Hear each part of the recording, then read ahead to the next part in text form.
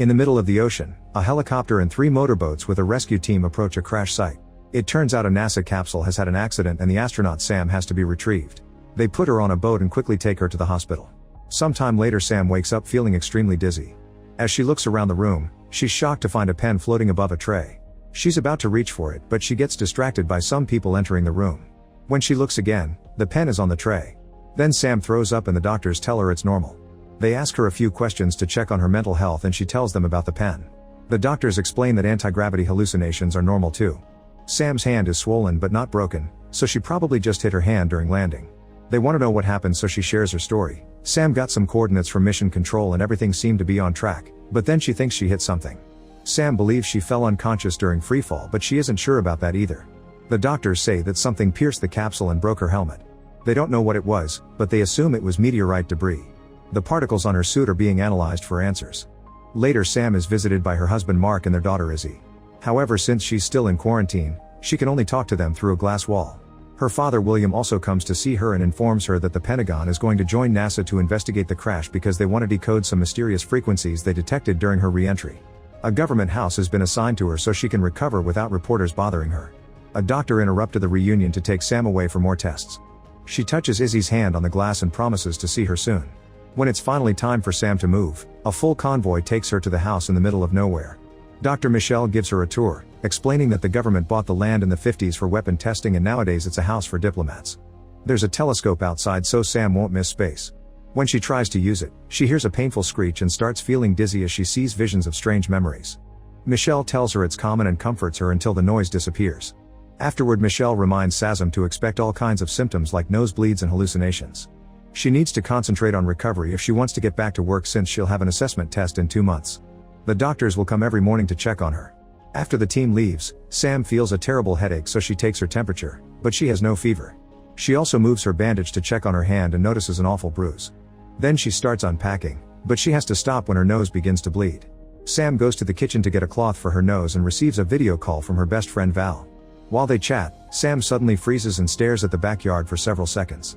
Val keeps calling her name until she snaps out of it and Sam apologizes, saying she thought she saw something.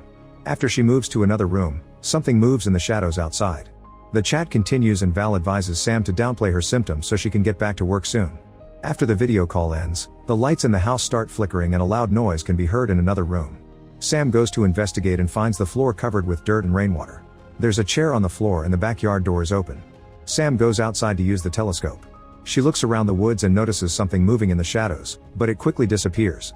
With a flashback in hand, she goes to the forest and throws a rock at the area where she saw the moving thing, not realizing that the mysterious being is now on the roof of the house.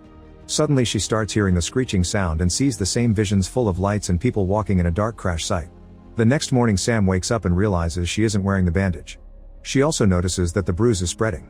While she makes breakfast, she's shocked to see an egg floating above the counter. Sam pokes it and it bobbles in the air, and when she grabs it and lets go, it continues to float.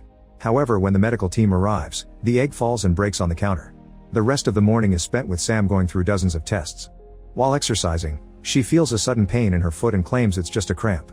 After the tests are over, Sam lies down with ice on all the sore spots in her body. Michelle apologizes for the intensity but promises all the data they're collecting is very useful for the space program. She asks Sam if she's had any other symptoms, and Sam pretends she's been fine. After the medical team leaves, Sam calls Mark and tells him she'd like to go on a family trip after her recovery is done. Mark thinks it's a bad idea because he believes Izzy shouldn't see them together if they end up getting divorced. Sam is hurt and says they're still figuring things out, but Mark points out they almost lost her, so things have been hard. She was away for months for training, then she was out in space, and he knows she'll take another mission as soon as she can. A desperate Sam insists that they're very important to her and that she wants Izzy to have the family she didn't have. It's revealed that Izzy is adopted because the couple couldn't have kids, however Mark doesn't think it brought the closure they expected. Izzy interrupts the talk to show her drawing of her family with some space people in the sky. Afterward Sam goes for a walk in the woods and starts hearing the painful noise again. She grabs her head as visions of a search team in a smoky area flood her mind. When it finally stops, Sam looks down and is shocked to find a cable under the leaves. She starts following it and discovers a rock with a light in it. When she lifts it, she confirms the rock is fake and there's a camera under it. A worried Sam looks around to find another cable and following it reveals a second fake rock with a camera. As she starts making her way back, she trips on a tree root and hits her head. Then Sam wakes up on her bed with a terrible headache. She touches her hair and finds blood. At that moment she notices someone outside and is startled by a man entering the room. He says they found her outside with a serious injury, so they brought her in. When Sam asks who they are, she learns that William has come to visit her. He explains that he called a search team when he arrived and found the house empty, scolding her for not resting. Sam asks about the cameras and William reveals that he didn't tell NASA about all the house details because he didn't expect Sam to go that far. Then he takes her downstairs and opens a secret area hidden behind the furniture while confirming that this is a safe house. They go down another set of stairs while William reveals that this house was built for important people who need temporary hiding. When the final door opens, they enter a big area with plenty of living quarters. The back room is the central system, which runs on its own power source. William turns on the computer and shows Sam that there are dozens of security cameras surrounding the house. In an emergency, the building shuts itself down behind 3 layers of the hardest materials known to man. There's also a defense system, but William doubts she'll need it. After they leave, the screens start glitching. After William leaves, Sam checks the state of her hand, noticing that the bruise is reaching his arm now. She takes a picture and sends it to Val before taking her medicine. Val replies that she just needs to put ice on the bruise and she'll be fine. In the evening, Sam relaxes in the jacuzzi outside while the wind blows quite strongly around her. Suddenly the wind stops and Sam hears some weird noises in the woods. After just 1 second, the wind starts blowing again. A worried Sam goes back inside and calls Mark, but she is sent to voicemail. At that moment the lights start flickering, so Sam grabs a flashlight and goes to the balcony, but she doesn't see anything strange. When she goes back inside, the lights go out and a mysterious monster appears at the door. It takes Sam a minute to register what she just saw, and when she checks again, the monster is gone.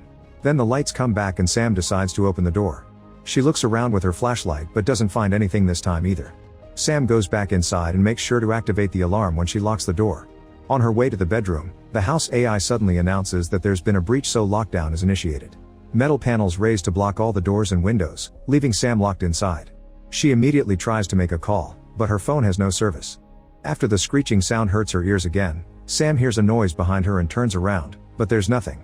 A growling noise can be heard in the neighboring room, so a terrified Sam goes downstairs while the creature runs past her. Hearing it come closer, Sam rushes to the power switches and presses them all to no avail. The exit doors won't open either. At that moment the doorknob on the room door starts moving, only to stop when Sam points the flashlight at it. After some hesitation she decides to open it and goes out to investigate. Soon the lights flicker and a plant shakes by the window, startling Sam into dropping the flashlight. She quickly picks it up and looks at the plant, only to scream when a creepy hand suddenly touches the glass. Sam runs downstairs and opens the secret entrance, rushing into the bunker area to reach the security cameras. At first the screens don't appear to be working, but eventually she finds the right switch and turns them on. Sam looks at the area around the house and finds the terrifying creature crouching on the grass. However, when the light flickers, it disappears. Suddenly Sam is woken up by her phone ringing and she realizes she fell asleep on the computer desk. She rushes upstairs and finds William with his team, so she tells them there's something wrong with the generator. William confirms they detected some blackouts and sends his people to work.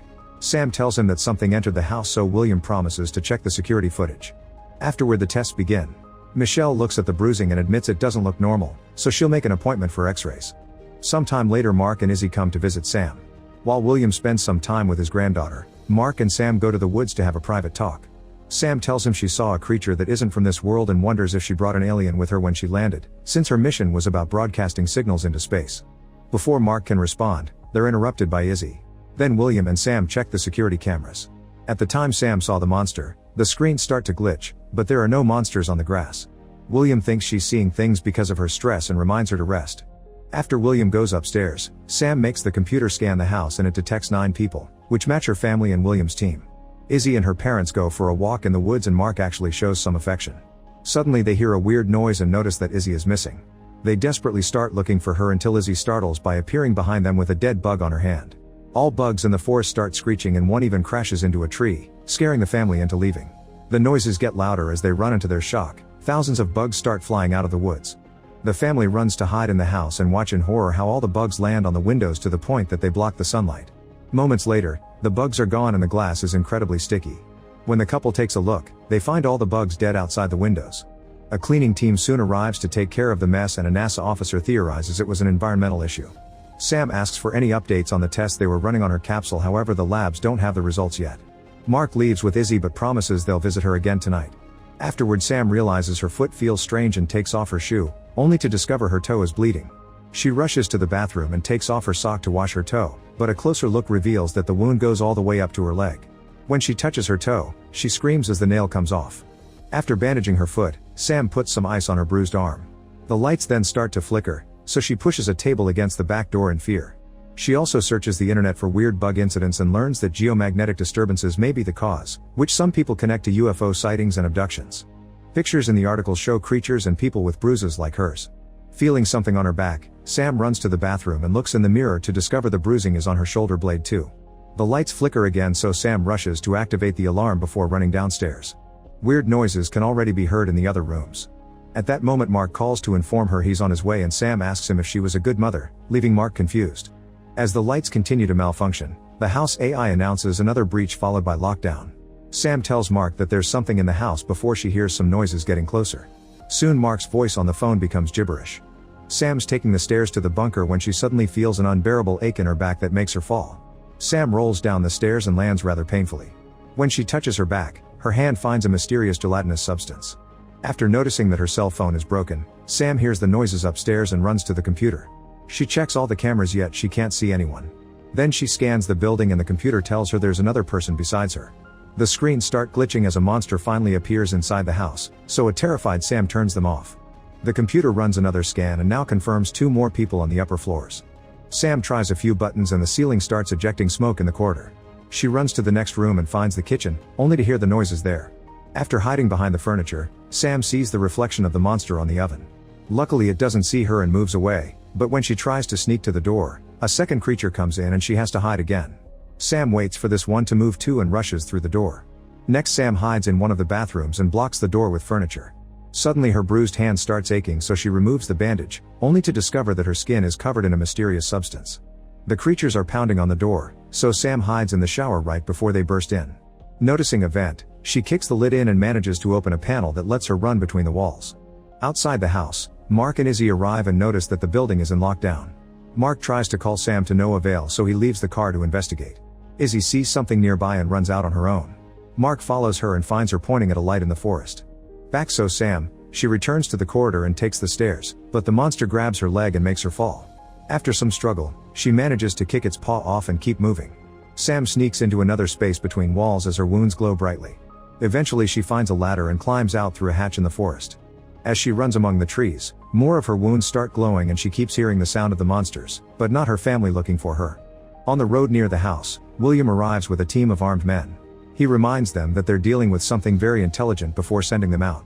While the soldiers search the rest of the house, William goes to the bunker and finds a mess. In the forest, Sam falls on the ground and hears the monsters getting closer, so she begs for mercy. Suddenly a creature lifts her chin and looks at her with kind eyes as it asks in its language if she can understand it. Sam surprises herself by understanding every word. More creatures appear as the first one says they missed her. When she asks who they are, the creature says they're her family. Since Sam is still confused, the creature rests its forehead on hers, asking her to remember. The visions from earlier are clearer in Sam's mind now. It turns out she's an alien, and her family crashed on Earth many years ago. A team of soldiers led by William tried to capture them, so the aliens ran away as fast as possible. In the chaos, Sam accidentally separated from the others, so she used a device to camouflage her body. When William found her, she looked like a young child, and that day he adopted her. Her alien family never stopped looking for her, knowing that the camouflage would die out after a few years, and it was them who pierced her capsule. In the present, Mark and Izzy find Sam surrounded by aliens. Izzy is freaked out by her mom's glowing body and Sam assures her nobody will hurt her. William interrupts the moment, confirming he's always known what she is. He inspired her to be an astronaut on purpose and sent her on that specific mission as bait. Now he wants to capture the aliens as government property, so he calls his team. William asks Sam to tell the aliens to surrender, but she refuses. When he pulls out his gun, Mark tackles him to the ground and punches him a few times. Meanwhile, Sam's camouflage finally ends and she reveals her real alien form. The soldiers are coming closer, so Mark tells Sam to leave for her own sake. Izzy raises her hand and Sam touches it with her paw before running away with her family. By the time the soldiers arrive, the aliens are leaving Earth on a very bright spaceship. Make sure to subscribe and turn on notifications so you can watch more videos like this. Thanks for watching.